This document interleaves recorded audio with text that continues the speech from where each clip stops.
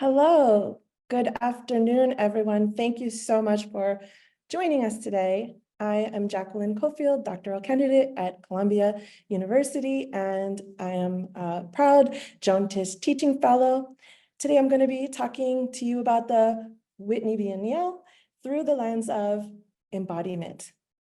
I'm thrilled that you're all here today to explore this exhibition with us, and I want to let you know that even better than the real thing, the title of the exhibition, this exhibition will be on view through August 11th. This is the 81st edition of the Biennial, featuring 71 artists and collectives, and curated by Chrissy Isles and Meg Onley. Organized through relationality and expanding across multiple spaces in the museum, the 2024 Whitney Biennial questions society's complex relationship to the body, the fluidity of identity, and the precariousness of the natural and constructed worlds.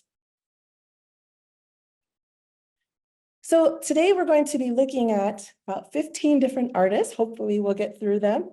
And some of them, they're multidisciplinary. We are going to be looking at artists that are going to be on the 5th and 6th floor. I'll start sort of in order of as if you were there at the museum. So we'll start on the 5th floor and we'll move up to the 6th floor, starting with Taline.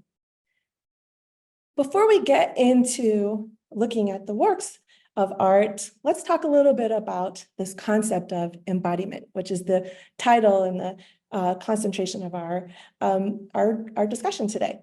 There are many ways to think about the notion of embodiment. It's a fluid concept that keeps evolving. There's not one singular definition for this concept.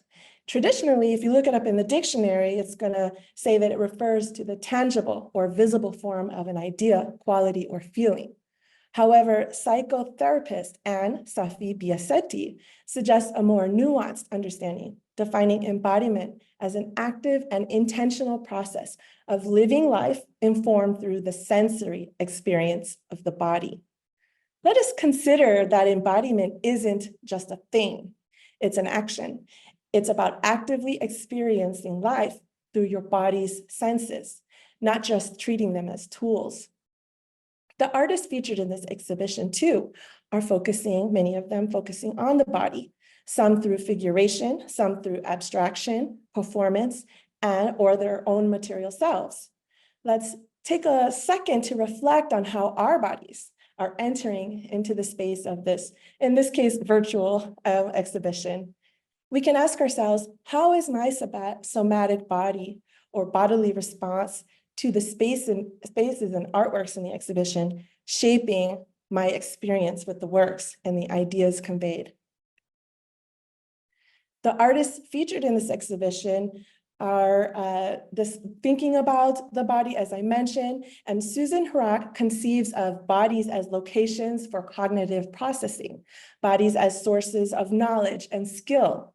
She talks about the body-mind dualism that may harm traditionally underrepresented groups disproportionately. So this idea of the separation of the body and the mind, this bifurcation idea is harmful. And so this idea of thinking of the body as a center for cognitive processing, for learning, for experiencing, for engaging is really important as we think about embodiment. Philippa Christofoulou offers the idea of body-based pedagogies in museums as a pedagogy of encounters with art, but also with the self, with others, the real, the imaginative, and the intuitive space. Let us consider as we go through this exhibition what ideas about the body are complicated by the viewpoints and lived experiences and works of these artists. Intersectional feminism, a term coined by Professor Kimberly Crenshaw in 1989, serves as a prism through which we can understand the works, particularly by femme-identified artists in this exhibition, which is the focus of my discussion today. As Crenshaw explained, it's about recognizing that various forms of inequality often operate together, exacerbating each other. Intersectionality acknowledges the complex interplay of various social identities and power structures, challenging the idea of a singular unified experience of oppression. So as you can see in this visual, there are many different facets of our identity that come into play with our experiences. Central to intersectionality is the recognition that individuals experience intersecting forms of oppression and privilege based on factors such as race, gender, class, and sexuality. Scholars like Crenshaw emphasize the need to consider the experiences of women of color, but intersectionality extends beyond this group to encompass a broader range of identity and experiences. In a traditional sense, intersectionality challenges essentialist notions of identity by emphasizing the interlocking nature of social categories. It encourages scholars to consider how multiple identities intersect and shape individual experiences across various contexts. This concept offers a valuable lens to consider embodiment in the exhibition by highlighting the diverse and multifaceted experiences of the artist who navigate intersecting identities such as gender, ethnicity, sexual orientation, age, and ability. Through intersectionality, we can contemplate the complexities of embodiment, acknowledging how various social factors intersect to shape individual experiences of the body within a broader social cultural context. And this is just sort of one of the main ideas of intersectional feminism that I wanted to share with you. So let's take a look onto the 5th floor. When elevators open on the 5th floor, this is the first thing that you see. And if you have a chance to go to the museum, I really hope that you do, because it's quite a vision. The large scale of this installation really just draws you in. Tourmaline's video installation welcomes visitors into the exhibition with a striking entry wall featuring an enormous black and white flower from which a round doorway beckons. As visitors pass through the doorway, which Tourmaline describes as a portal, they are transported into a large-scale video installation comprising of found imagery, historical clips of trans activist Marsha P. Johnson's memorial service, and Tourmaline's own family home videos, in addition to images that she filmed of herself in a field of flowers. Tourmaline's multidisciplinary practice, which highlights the experiences of Black, queer, and trans communities, underscores the underrepresented impacts of these communities on history and society. Through this installation, Tourmaline invites viewers to confront loss, namely her father and Marsha P. Johnson. There's actually a few artists in the exhibition overall who are referencing Marsha P. Johnson as well. So they're thinking about past, present, and future with immediacy, blurring the boundaries between the living and the departed. In doing so, the artwork becomes a testament to the enduring presence of those who came before us and the resilience of marginalized communities in the face of adversity. The concept of pollinator, which is the title of this work, takes on significance as visitors physically enter the space and engage with the artwork. Like pollinators, we carry with us as we move around in the exhibition through this installation and through the other works, the seeds of new ideas, perspectives, the experience of the encounters, contributing to a collective exploration of themes such as the fluidity of identity and the precariousness of the natural and constructed worlds around us. The garden depicted in Tourmaline's video installation serves as a metaphorical space of growth and transformation. So this idea of growth and transformation is reiterated with the title, with the visuals. It becomes a site of collective gathering where diverse experiences and perspectives intersect and intermingle. Let's take a look at a short clip.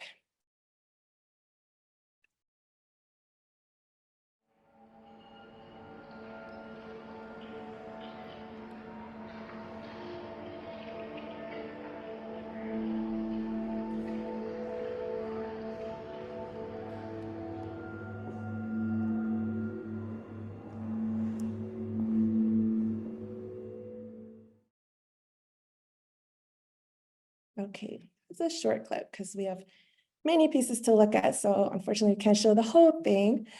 I'm going to move on to the next slide, which is a slide from Tourmaline's Instagram page. The installation's physical layout further enhances the viewer's embodied experience. They may choose to sit down on the floor or on benches, immersing themselves in the sensory elements of the artwork. The installation structure creates a sense of being inside, enveloping viewers in the garden's atmosphere and fostering a deeper connection to the themes explored within the installation. Gail Salaman's exploration of the bodily ego in the book, Assuming a Body, Transgender and Rhetorics of Materiality, sheds light on the complexities of embodiment and identity. Salaman challenges the notion of a singularly given body, arguing that the body one feels oneself to have may not align with its external perception. Instead, according to Salaman, embodiment is a dynamic and multifaceted process involving projections and constructions of both the ego and the body. In Tourmaline's artwork, viewers actively engage with the sensory elements of the installation, encountering imagery and footage that evokes memories, emotions, and a sense of presence.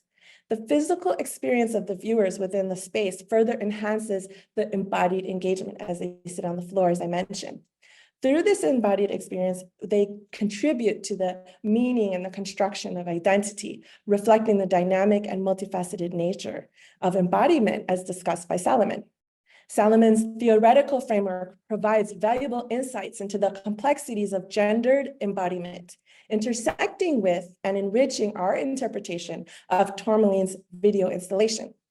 Through their explorations of embodiment and identity, both Salaman and Tourmaline invite us to reflect on the fluidity and multiplicity of the human experience, challenging conventional understandings and fostering a deeper appreciation for the diversity of lived experiences. Through embodied experiences, audience contribute to the construction of meaning. And so this book, I really highly recommend it, as it will give a lot of ideas for you and as you work through many of the works in the exhibition. So in Adonis River, we're going to move on to the next piece. So in Adonis River, Dala Nasser presents an immersive installation that's very large, that blurs the boundary between myth and reality, weaving together history and embodied experience within the framework of a row of columns draped with a unique form of painting. The installation appears to be a half-formed temple. The materials used in this piece are deeply symbolic. Charcoal rubbings of rocks from the Adonis cave and temple, dyed with clay from the banks of the Abraham River, formerly the Adonis River, on Mount Lebanon, a mountain range in Lebanon.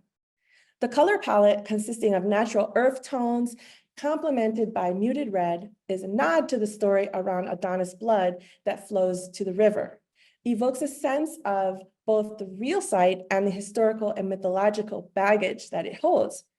This large-scale installation demands active engagements as viewers weave through the space, encountering the rows of columns draped with abstract paintings.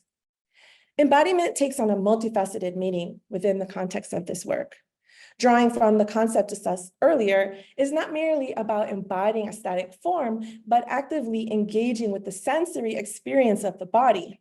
Through this embodied engagement with the installation, viewers are invited to connect with the history, the myth, and the collective consciousness on a visceral level, fostering a deeper understanding and appreciation of the complexity of the human experience.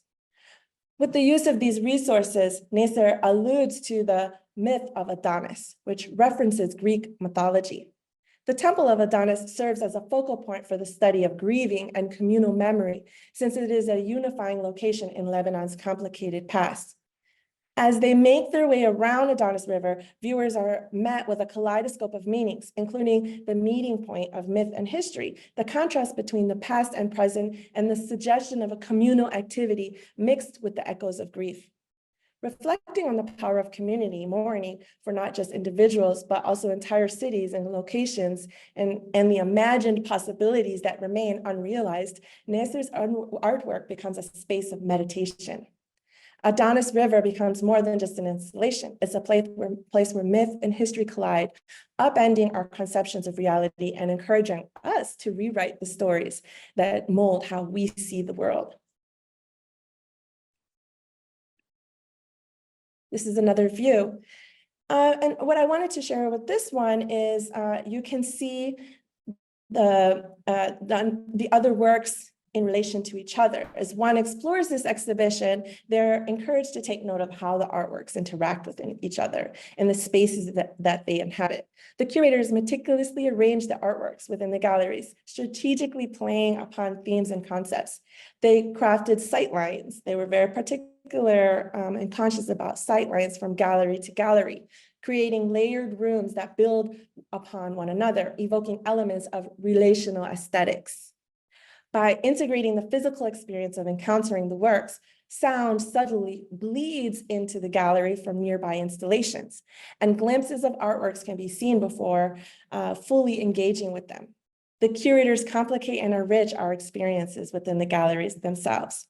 So to your right, you see the next work that we're going to talk about. What I want to point out is just look at the floor part, because in the photo I'm going to show you, you won't see the full figure. In Daughter's Reverence, Rose B. Simpson sculptural installation pays profound homage to the matriarchs of her community, embodying their strength, wisdom, and enduring influence.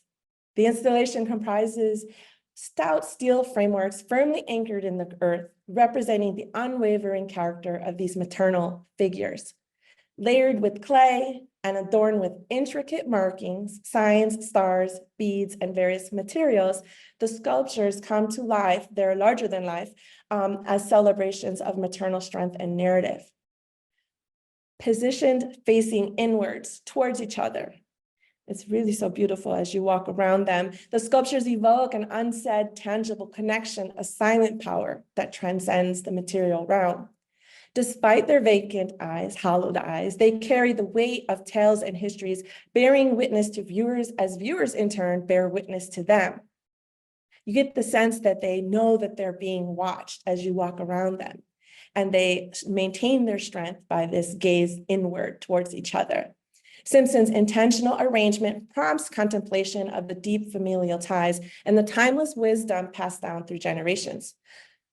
The sculptures are arranged in the star shape at the center of the installation, symbolizing the four directions of our planet: north, south, east, west.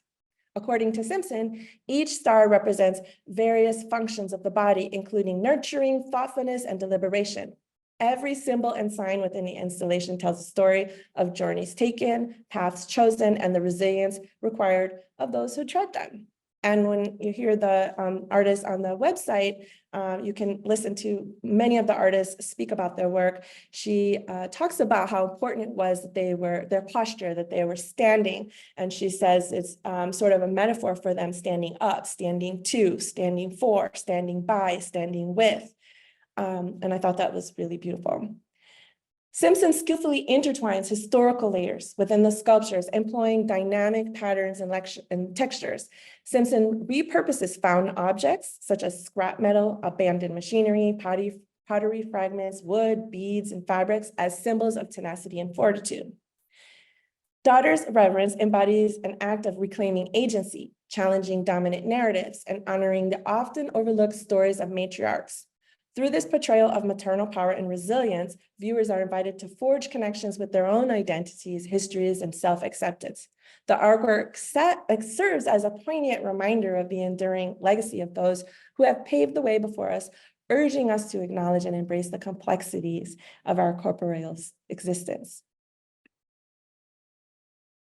So when you leave where Rose Simpson's work is, you sort of have to go around, and you see in this image, there's a sort of doorway there where there actually is a guard, because this next work, many people cannot go in there at the same time. So Lotus L. Kang presents in Cascades, an immersive installation that invites viewers into a world of unfixed film cascading from industrial steel joists interwoven with floor sculptures. The installation features large film fabrics hanging from steel joists on the ceiling creating a dynamic display that fills the space with movement. Scattered amidst the cascading films are small sculptures, including lotus roots, knotted kelp, fruit, sardines, and the cabbage leaves, arranged in a cascading manner on the floor.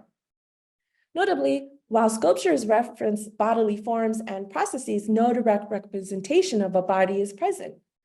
So take note of the interesting ways that body is being referenced but not represented. And Cascades delves into questions of becoming and the intricate relationship between the self and the environment. Kang's deliberate use of materials, including the misuse, as she says, the misuse of film, the intentional misuse of film, challenges traditional notions of medium and representation. The films described as skins change constantly in response to the environment, evoking the dynamic nature of embodiment. The color change is changing slightly over time. So there's an aliveness of these as well, these bodies, these skins. Despite the absence of a literal representation of the body, Kang invites viewers to consider their own bodily experiences and the interconnectedness between self and surroundings. Lotus Kang's practice explores themes of body, identity, memory, and history. Within Cascades, Kang presents a universal exploration of embodiment, highlighting the physical state, vulnerability, and resilience of the body. Her inventive use of materials and color reflects her ongoing investigation into the complexities of human existence.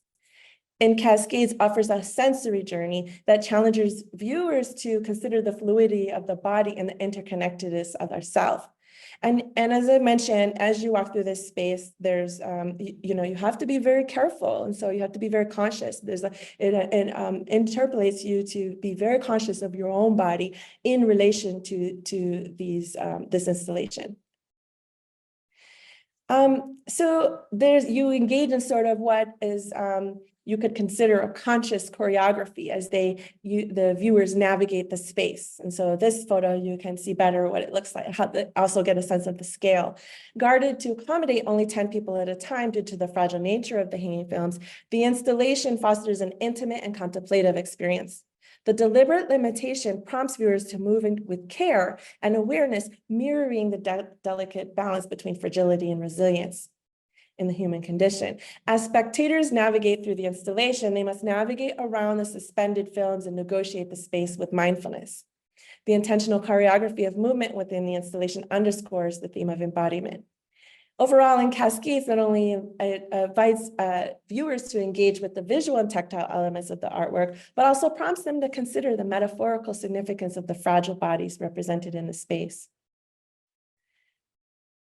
So next we move to, in Mary Lovelace O'Neill's painting titled Self-Portrait, she now calls herself Sahara.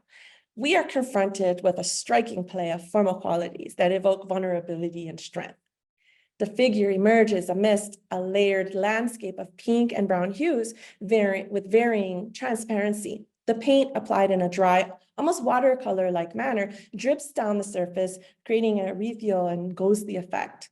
The abstracted yet palpable figure, the artist herself, as it is a self-portrait, extends its arms outward, adorned with a white bandana and a hint of a top. This composition, reminiscent of a scarecrow, invites us to contemplate the figure's presence within the desert-inspired color palette. O'Neill's body blends into the atmosphere of the artwork, emerging both beneath and above the layers. This integration underscores the interconnectedness of her identity with the environment, inviting viewers to consider the fluidity and complexity of bodily existence within broader social-cultural contexts. During her time at an art festival in Morocco, O'Neill was deeply inspired by the vibrant colors of the Sahara Desert, which she references in the title. In her painting, she positions herself prominently against the implied background of the desert landscape, her arms extended in a gesture that oscillates between embrace and defiance. The unconventional colors layered over the earth tonal abstract background evoke a sense of optimism amidst the complexities of life, reflecting O'Neill's personal journey of self-discovery and resistance. This personal touch invites the audience to connect with the artwork on a deeper level. O'Neill's self-portrait embodies a fusion of techniques drawing from the soak stain methods and abstract expressionist style. Thin washes of color permeate the canvas, creating layers of depth and emotion. The expressive brushstrokes characteristic of abstract expressionism add a sense of movement and energy to the painting. Each paint drips becomes a trace of emotion, a moment captured in time, an externalization of interiority. As we engage with self-portrait, she now calls herself Sahara. We are drawn into a world where the boundaries between self and environment blur. The figure draped in white against the desert-like backdrop becomes a symbol of resilience and transformation. And a little bit about the artist. As a painter deeply rooted in the civil rights and Black arts movements, O'Neill has developed a unique visual vocabulary that conveys intricate ideas of race, gender, history, and self through rich colors and large-scale artworks. In the self-portrait, her headdress, which she often wears tied to the side, symbolizes defiance and resilience. One interpretation is that her decision to cover her eyes challenges viewers to confront the historical marginalization and silencing of Black women, inviting contemplation on the complexities of visibility and the politics of visibility and invisibility, agency and constraint. And I wanted to give you a sense of scale and in the room. These are the two works that are facing the painting we just discussed. Next, we're going to look at Maya Rusnik's painting, The Past Awaiting the Future, Arrival of Drummers, 2023. Captivates with its explosion of color and shape. Figures emerge from the layers of paint, blurring the lines between the human and the otherworldly. The large canvas, and the next image, you'll be able to see the scale of the room. This is a large canvas, is alive with movement as feet in motion adorn the bottom, some facing the viewer, while others seem to be poised to step out of the frame. Bodies morph and flow, defying rigid forms and inviting interpretation. Maya Rusnik explains that her work involves a deeply intuitive and improvisational process, rooted in the exploration of color, texture, and emotional resonance. She describes herself as an abstract painter, emphasizing her departure from traditional figuration references. Rusnik's technique involves scumbling, a porous method of paint application that allows underlying colors to peek through, creating a sense of depth and movement reminiscent of Martha Rothko's work. Rusnik's emphasis on using small brushes, typically nothing larger than a size 8, adds another layer to her artistic process. This deliberate choice reflects her reverence for labor and devotion, stemming from her upbringing as an immigrant and her family's work ethic. By employing small brushes, Rusnik engages in a meticulous and intimate act of creation, infusing her paintings with a sense of reverence and ritual. This meticulous approach contrasts with the monumental scale of her paintings, creating a juxtaposition that underscores the depth and complexity of her artistic practice. Her paintings are imbued with personal and ancestral narratives, reflecting her experiences as a refugee and the intergenerational transmission of trauma. Rusnik explores themes of loss, resilience, and transformation, drawing inspiration from her child memories in refugee camps. Through her art, she seeks to evoke emotions and sensations that transcend language, using symbolism and abstraction to convey complex emotional states. Her process is labor-intensive, as we discussed, and it's a deep dive into her personal narrative, psychoanalysis, mythology, and esoteric thought. This painfully, initially cheerful in color and palette delves into deeper layers of meaning, touching on birth, violence, pain, suffering, joy, and music. It embodies the idea that multiple truths can coexist simultaneously, for reflecting the intricate nature of the human experience. And for Rusnik, she talks about how painting becomes a form of healing and self-discovery, allowing her to navigate the complexities of her identity and find solace and creativity. So, and this will give you a sense of the scale in the room, her piece in conversation with another of her work, and also Kanupa Hanska-Luger's series on future ancestral technologies. Next up, we have Turquoise Dyson's sculpture, Liquid Shadows, Solid Dreams. It stands as a testament to her exploration of the intersections between ecology, infrastructure, and architecture. Positioned as a monastic playground, it diverges from the traditional museum experience, inviting visitors to engage with it physically, encouraging them to touch and to sit. Dyson sees liberation in movement and tactile interaction, emphasizing that freedom is an ongoing spatial question of motion and imagination. Formally, the structure comprises of mixed materials: wood, steel, absolute black granite, basalt, graphite, and acrylic, melded into abstract non-representational shapes. Against the backdrop of the Hudson River, it undergoes transformations throughout the day, reflecting light, changing, and casting new shadows. This dynamic relationship with this environment underscores the vulnerability of its location, situated in one of New York's flood-prone areas, prompting contemplation of the power systems and their impact. Dyson intertwines abstraction with Blackness, probing how Black and brown bodies navigate space, particularly in an increasing hostile world. The monumental arcs, suggested gestures, and interplay of light create a landscape of ever-changing abstract shapes, inviting viewers to move, touch, and engage with their surroundings. The title, Liquid Shadows, Solid Dreams, encapsulates this exploration of fluidity, trauma, and resilience. While there isn't a mirror per se, the interior's highly reflective surfaces create a play of light and shadow, further enhancing the immersive experience. You can literally see yourself and your reflection in the work, but you can also see beyond it. This interplay expands the possibilities for visibility, offering an experience that is both introspective and expansive. And as I mentioned, there you also can see sometimes during the day, this is changing with the sunlight and the changing shadows and also the changing bodies that are interacting with it. So there's a sense of aliveness as well. The sculpture's architecture serves as a platform for this type of bodily experiences. Visitors are encouraged to move inside and around the forms and to feel connected.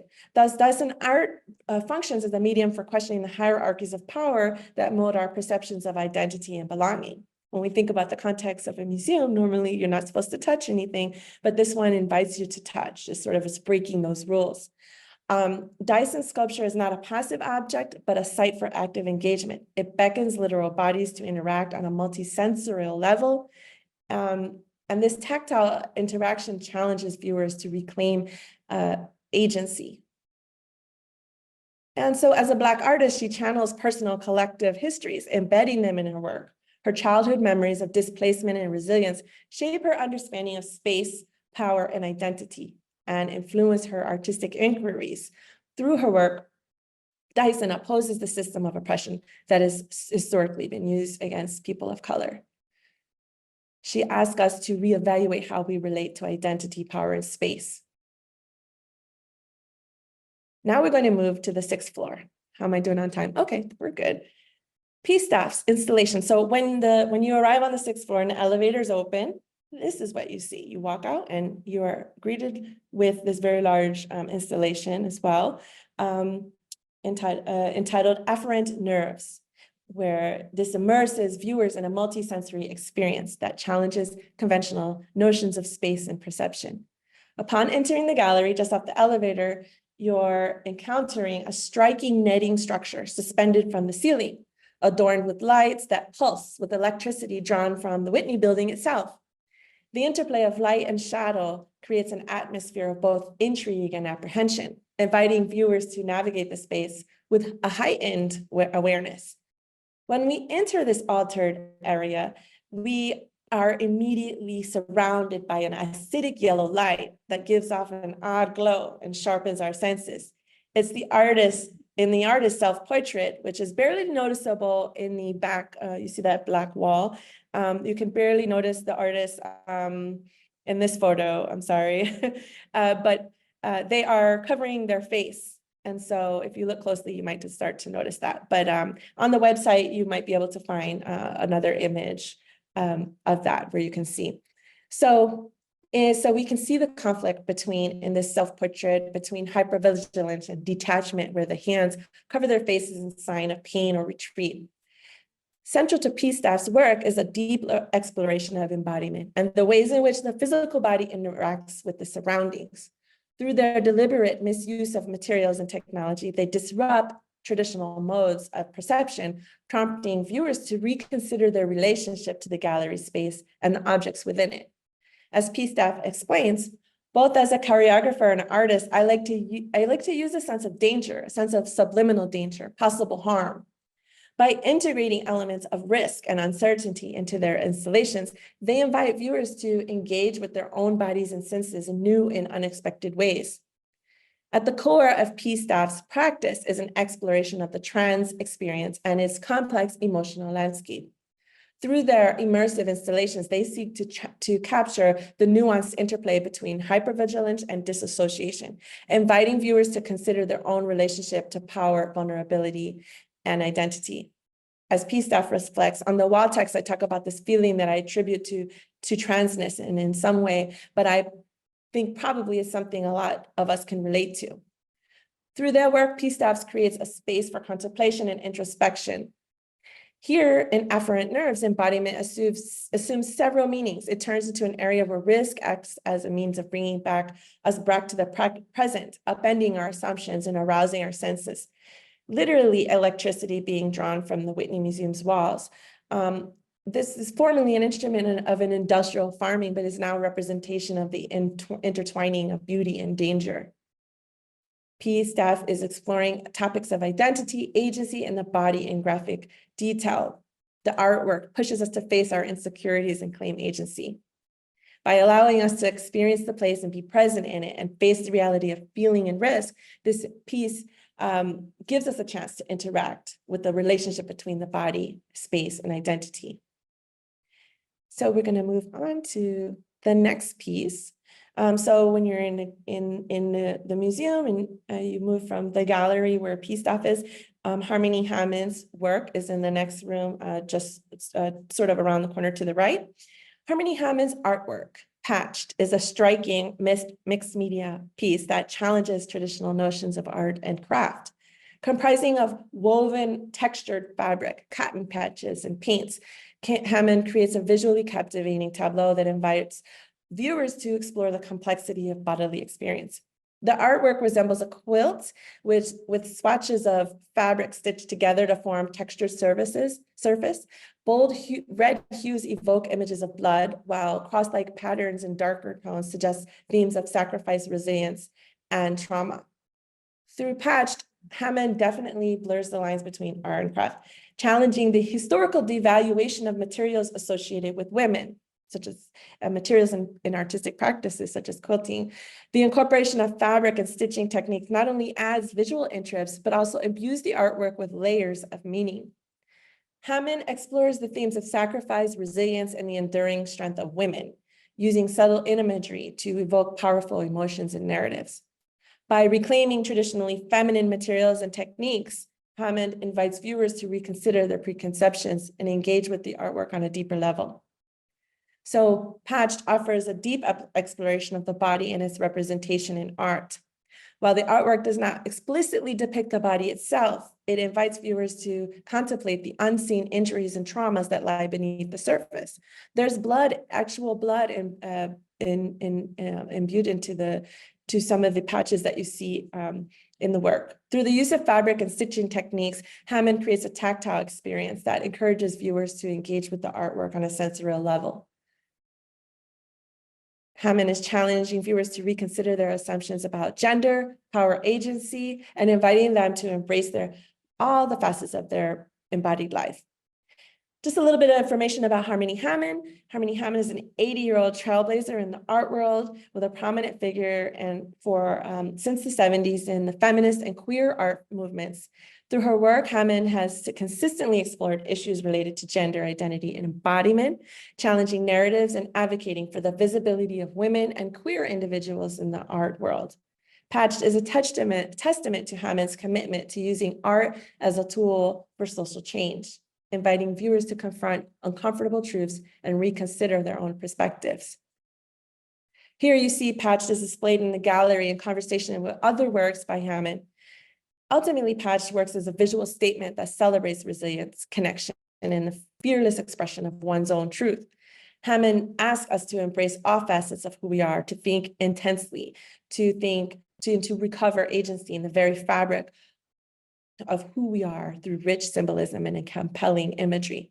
I invite you at this point in our discussion to consider how Hammond's patch challenged your perceptions of the body and its representation or non-representation in art. How do her materials and techniques speak to the themes of identity, power, and agency to you? Please take a moment to engage with the work, to imagine feeling its textures and to contemplate the stories being told.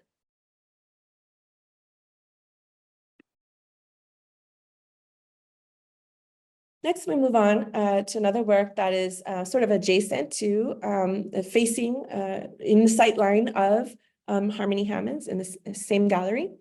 In Nourisher by Julia Phillips, we experience a touching exploration of the body, motherhood, and the journey of creation and nourishment. In this captivating installation, ceramic casts meticulously shaped from the artist's own body form the centerpiece. These casts portraying the artist's face, upper chest, and breast are enveloped in clay and adorned with vivid hues of orange and red. Hung at eye level intentionally by cables from the ceiling, they create intimate space that invites viewers to contemplate a moment between mother and child, adding to a narrative that are medical tubes emerging from the mouth and breast nipples, which pool on the floor below, symbolizing the nurturing flow of milk. Nourisher invites viewers to contemplate the universal experiences of motherhood, birth, and the intimate bond between caregiver and child. Through abstracted forms and the absence of explicit facial features, Phillips challenges traditional notions of viewership. And the title itself speaks to the dual role of the artist as both the giver and receiver of nourishment, disrupting the conventional ideas of maternal care. Julia Phillips is a German-born sculptor and academic, draws from her own experiences of pregnancy, miscarriage, and motherhood to create this very touching piece, Nourisher. As a mother herself, Phillips infuses the artwork with personal significance, while also exploring broader themes of identity, agency, and maternal experiences. Nourisher evokes the social imaginary by presenting fragmented depictions of the mother's body, deliberately omitting significant portions, including the absence of the child's body. Through these omissions, Julia Phillips encourages us to reflect on the unseen aspects of the maternal experience and the complexities of societal expectations woven into our understanding of the body. This deliberate choice prompts contemplation of the societal constructs surrounding motherhood and the representation of the maternal figure. The fragmented portrayal challenges viewers to consider how our collective imagination shapes our perceptions of embodiment, motherhood, and the intricate relationship between caregiver and child. So now we're going to move to the next room, Karen Olivier. The work is entitled, How Many Ways Can You Disappear? Is a poignant exploration of memory, loss, and resilience. This work invites viewers to engage with the complexities of the human condition and find solace in collective reflection. As you walk into this gallery, you find piled on the floor a sort of messy pile of different colored fishing lines and lobster traps strewn together on the floor. Suspended above are vibrant green hue and pink molted buoys hanging from a pristine white rope made of salt. The overall effect is one of chaos juxtaposed with elegance, inviting viewers to explore the intricacies of the installation. Through her choice of materials and arrangement, Olivier delves into the themes of loss, memory, and the lingering echoes of history.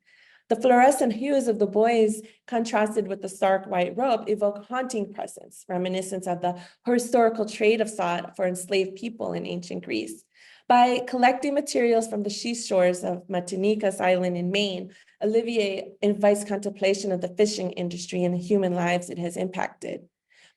The absence of explicit human forms prompts viewers to reflect on lives lost, while the tangled mess of ropes and traps serves as a metaphor for the detritus of migration and the struggle for agency in a world marked by loss. So in the more of there's the embodied engagement in this work and in this space compels you to look up at the ceiling. You have to sort of move around and get close, and you can look down. So you're looking down, up, around, moving, all to engage with the work. And the juxtaposition of the chaotic floor with the serene floating buoys creates a sensation of being underwater or at the water's surface. This effect encourages viewers to contemplate their relationships to the environment and their own physical presence within it.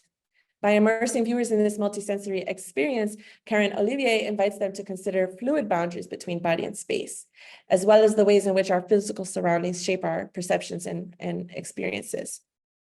I'm going to move a little because I'm noticing we're getting close to time and I have a few more artists. So next we have Suzanne Jackson, who has a gallery full of works. And in this image, you can see that. So her work challenges traditional boundaries of painting that are transcended as the artwork challenge viewers to reconsider the very essence of the medium. Composed without a conventional canvas, Jackson's creations fuse acrylic, cotton paint cloth, vintage dress hangers, and even seeds from her garden in Savannah, Georgia.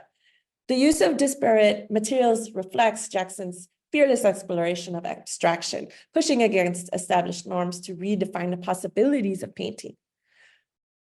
According to the curator, Chris Isles, they are all paintings that really defy the conventions of painting. They are not on canvas. They don't have structures in conventional sense of the word. So they are paintings that make us completely rethink what painting is now. One of the extraordinary things about painting is its incredible resilience. Suzanne is showing us going strong. Reflecting on her own artistic process when she visited the gallery and had a discussion with the museum educators, myself included, Suzanne Jackson explains, I found the how to paint books at the pharmacy and followed those directions about how to mix oil paint, the layers of oil paint. So basically I started with traditional learning, teaching myself.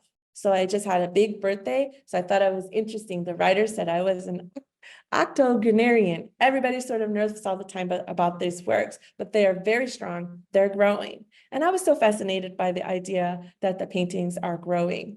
These canvasless paintings are growing. This piece is called Rag to Wobble. It serves as a profound exploration of identity, tradition, and the intricate dance between elegance and labor.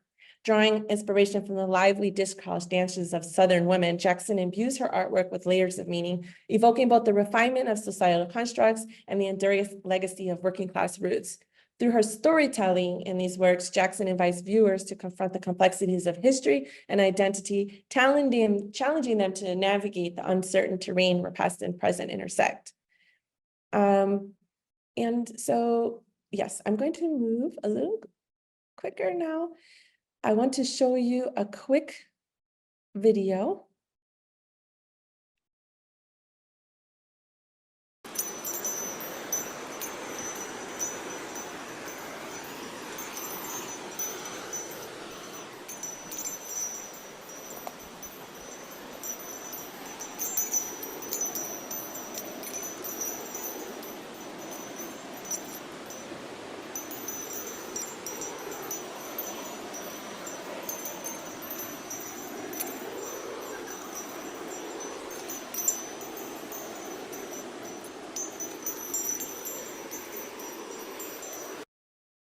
The biennial includes, this 2024 biennial includes several films, projects, and curator Meg Onley mentioned during our training that was very important to her to include film. And so that's one of the reasons why I insisted on including some film clips in this presentation. Seba Calfuqueo is a multidisciplinary artist from Mapuche, Chile origin. Their creative narrative explores the intersection of indigenous and Western thought, all while shedding light on issues of feminism and queer theory. These topics are explored through Seba's creations, which include installation, ceramics, performance, and video. This video, entitled Tre Co, embodies a powerful narrative that challenges viewers to reconsider their relationship with the environment and indigenous cultures. Through their performance, Calfuqueo invites us to contemplate the fluidity of identity, the resilience of indigenous communities, and the urgent need for environmental stewardship. Through the medium of video, Calfuqueo navigates the landscape draped in a shimmering blue coat, symbolizing the power and fluidity of the sacred waterfall in Mapuche cosmology. The performance unfolds a visual meditation on the relationship between human form and the natural world, inviting contemplation of the body's place within the vastness of nature. Tre Co offers viewers an embodied experience with sonic, visual, and psychic elements, inviting us to reflect on our own sense of self and connection to the natural world. Through their performance, Calfuqueo acts as a conduit between the tangible and the spiritual, blurring the boundaries between human identity and the environmental stewardship.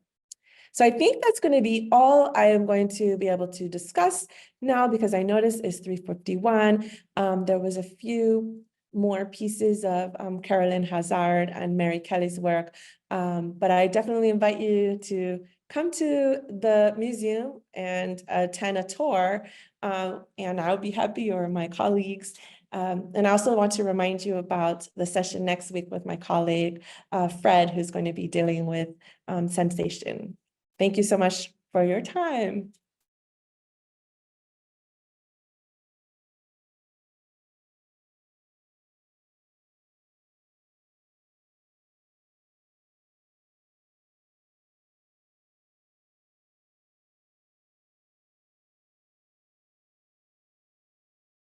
Yes, so I'm seeing some of the questions. And they say, can you speak to the specific bodily features in Rose B. Simpson sculptures? And, I always think it's so interesting. Thank you for this question. I always think it's so interesting because the person asked, what are your thoughts on the woman's lack of arms? As we saw in Julia Phillips' work, there's presence and absence. And we saw in Harmony Hammond's work, and Lotus Kang, there's contemplation of body without representation of body. And so in the case of Rose Simpson's work, we see representation of 4 women's bodies in dialogue with each other. But yes, that's very compelling that you noticed there was an absence of arms. There is absence of, the eyes are hollowed. So we could say that there's an absence of eyes too. I get a sense that there, in my interpretation, that this is a very intentional choice that the artist is making. I'm always very curious about the aesthetic strategies that an artist will employ to convey meaning in their work. And so my interpretation of that is that the women are already, because they are facing each other, in this sort of invisible gaze towards each other, that unity between them is already linked, that they might have had if they were like holding hands or something. So I see the absence, the presence of their bodies as the emphasis, the presence of their bodies being large as to show their significance. They're larger than life. When you stand near them, they're larger than me. But also thinking about the material she used, clay, which is at the same time is very strong, but fragile. And so I think that this idea of being strong and fragile has come up many times in many other works. For example, in Lotus King, with those films, those are very fragile on the one hand, and that's one of the reasons why they're protected. Only 10 people can go in there. Thank you so much for that question. Can you go back to the abstract painting shown on the slide before the monastic playground? I'm not sure. If I search through the slides right now, it might be a little complicated. Someone's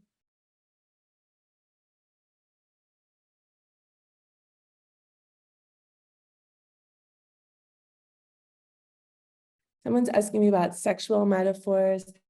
Dewey talks about art as experience. And so de-emphasizing the focus of a work as an object or thing. And in the beginning of this talk, we explored the idea of embodiment as the verb, embodiment as an action, not as is described, not just as a concept as what you would find in most dictionaries. And so, like I mentioned, this idea of embodiment is constantly, it's evolving, it's changing, it's growing, it's expanding. And so when we think about, anytime we think about the body, sexuality is a part of bodies. And so there's many interpretation for that definitely is not out of line for you to have these ideas about sexual metaphors. Yeah, so I encourage you, whoever asked that question, to continue thinking about that, and as you engage with the works, because through conceptual abstraction, installation, many artists are working. Metaphor is a huge part of the communication strategies of and the aesthetic strategies of all artists. So that's a really great question. Let me see if there's another one.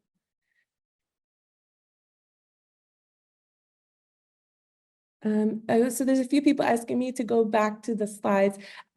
So these will be, thankfully, on YouTube, and then also the Whitney Museum website has works, images of all the works, and I really encourage you to go to the Whitney Museum website, because one of the things I love about going on the website is you can there's audio visual content, so there you can listen to the artists themselves speak about the works. You can listen to the curators speak about their approach to this exhibition.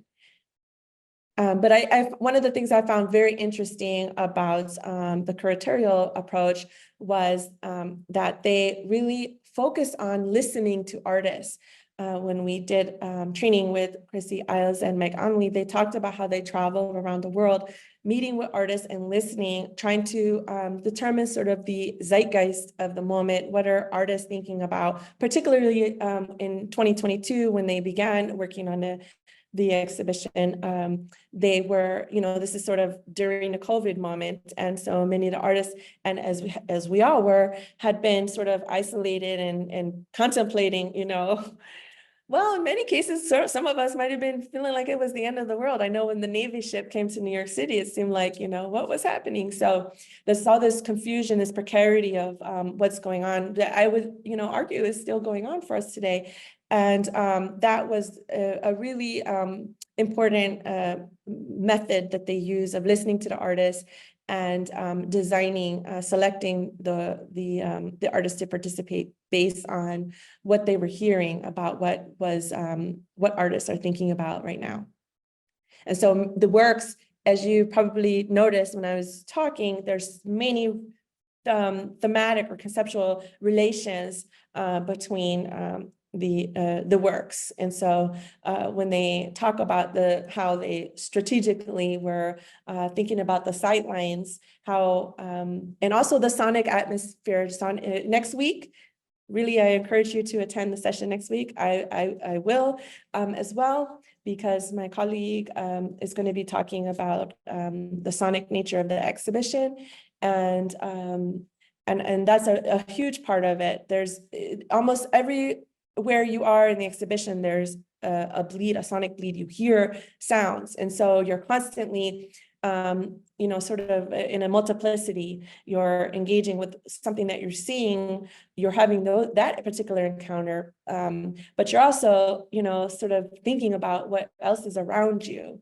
And the sheer scale of many of the works, like you saw in Nasser's installation, is very large. So you did get the sense that you were inside of a temple because the work is so large. So that really does call into play your senses as your body enters these spaces on many different levels, on a psychic level, sonic level, a visual level, and a lot of interior levels.